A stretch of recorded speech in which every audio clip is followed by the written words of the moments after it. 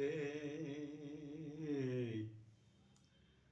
ગુરુ વિના સુજે ના ભેદ, ગુરુ વિના સંશય ના ટળે, ભલે વાસે સારે વેદ. ગુરુ આપણે પણ કોઈ પણ વ્યક્તિને ગુરુ બનાવવા જોઈએ આપણે. કેમ કે ગુરુ ન હોય ને તો એક રેઢિયાર માલ કેમ રખડતું હોય, એને કાંઈ નાથ મોરલો ન હોય તો એમ કહેવાય. ગુરુ એટલે મહાન વ્યક્તિ અને મહાન ઈશ્વર કહેવામાં આવે, પરિબ્રહ્મ પરમાત્મા કહેવામાં આવે. તો આપણે ગુરુનો એટલો મહિમાન આપીએ, ગુરુ સિવાય આપણને કાંઈ મળતું નથી.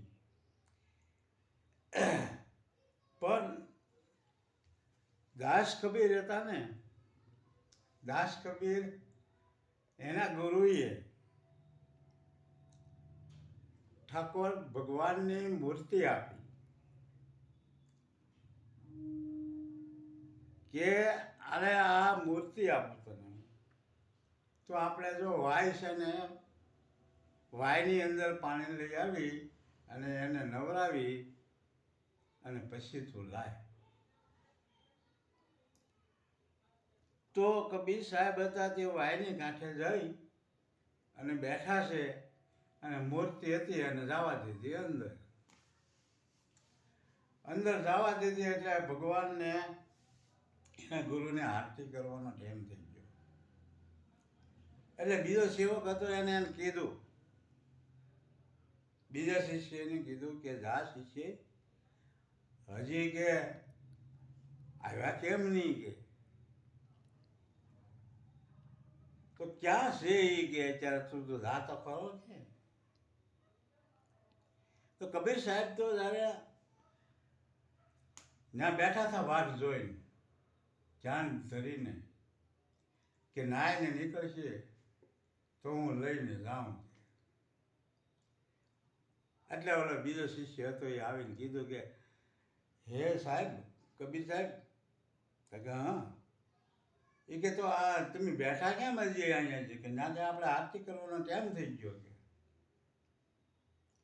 કે પણ એ નાવા ગયા છે, હવે નાવા વાયની અંદર ગયા છે તે હવે નીકળે તારા થાય ને કે બહાર નીકળશે ને કે. તો ઓલા શિષ્યને એમ છું કે એ તો પિત્તળના છે કે એ થોડા માથે બહાર નીકળીને આવે જાય કે. કે પણ એ તો એની હાથે નાઈને આવે ને તો એને આરતી કરાય ને કે. થોડા શિષ્ય તો નાઈ ગયો અને કીધું કે ગુરુદેવ સાહેબ તો કબીર સાહેબ તો એમ કહે છે કે ભાઈ અંદર તો નાવા ગયેલા છે ભગવાન, તમે નીકળ્યા તારે આવું ને હું કે નાઈને આવે ત્યારે. એટલે એ શિષ્ય અને ગુરુ બે આવ્યા ને કબીર સાહેબને કીધું કે હે કબીર, તો આ બેઠો કેમ અહીંયા થાય? કે ભગવાન નાવા ગયા છે અંદર. નાઈને નીકળે તારા થાય ને. તો કે એ થોડા નાઈને નીકળે કે એ તો પિત્તળના બનાવેલા હોય ભગવાન, તો પછી ભાઈ એને આપણે શું વાત જોવાની હોય છે? એ એને હાથે ભગવાન એટલું ન કરી શકતા હોય તો આપણે તો કંઈ કરવું પડે ને કે. એટલે એના ગુરુએ કીધું કે કબીર, આ બધી વસ્તુ છે ને એમ સમજાય નહીં કે એ વસ્તુ આકારમાં આવેલી છે અને તું નિરાકારમાં છો. તો નિરાકાર આપણે કહેવું કોને? કેવી રીતે નિરાકાર રહેલું છે? ત્યારે ગુરુએ કીધું એને કે નિરાકાર તો એવું છે વસ્તુ કે કોઈ એનો આકાર નહીં અને એકદમ નિર્મળ કહેવામાં આવે એને. નિરાકાર, નિર્મળ એટલે ત્રણે ગુણ આ જગતમાં રચેલા છે, એ ત્રણે ગુણથી પર છે. આપણે શબ્દો બોલીએ એ ભ્રમ છે, એ ભ્રમ છે. અને આખા વિશ્વની અંદર એક હરખો રહેલો છે. એ છે કીડીથી માંડીને હાથીના શરીર સુધીમાં એ ખરેખર જીરેલો છે, એ પરમાત્મા છે. બધાનું પાલન પોષણ એ કરે છે. તો કે એ કરે છે તો કે હા, તો એને જ તે આપણે નવરાવવાની ક્યાં જરૂર છે કે? પણ એ તો કે પરિભ્રમ કહેવાય.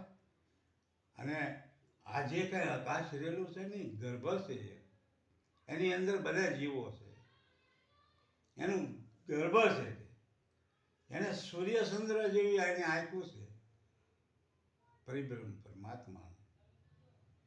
અને પાંચ તત્વ જે કીધું છે ને એના આભૂષણ છે. કેમ કે આભૂષણ એના એ કહેવામાં, જળ એનું આભૂષણ કહેવાય. કે આપણા શરીરની અંદર જળ હોય, એ હાલતું ચાલતું હોય, તો એમ એનું પરિભ્રમ પરમાત્મા છે, નિરાકાર છે, એનું આભૂષણ છે. અગ્નિ પણ એની આભૂષણ છે, જળ પણ એનું આભૂષણ છે, અને પવન પણ એનો આભૂષણ છે. કે પવન ન હોય ને એક લીક થાય ને તો પવન પડી જાય તો બંધ થઈ જાય બધું. એટલે આ એના આભૂષણ છે. ઘડીકમાં તમે જુઓ ને તો વાદળાના ઘેર ધૂળ હોય ને પાણીના વરસાદ આવતા હોય, ક્યાંથી આવતો ઘડી પહેલાં જુઓ તો તમે એને તડકો હોય, તો આ એની ક્રિયાથી આ બધી વસ્તુ હાલેલી છે. અને વિશાળમાં વિશાળ છે, અને સૂક્ષ્મમાં સૂક્ષ્મ છે, ઝીણામાં ઝીણો. આવો વિશાળ છે એને પરમાત્મા કહેવામાં. અંદાજથી વસ્તુથી પર કહેવાય એ પરમાત્મા કહેવામાં આવે. તો એનું ભજન કરવાનું હોય. તો એનું ભજન કરવું હોય તો કેમ કરવું? તો એ નિર્ગુણ છે, તો આપણે તો ગુણિતમાં છીએ. પણ મન એવું છે આપણું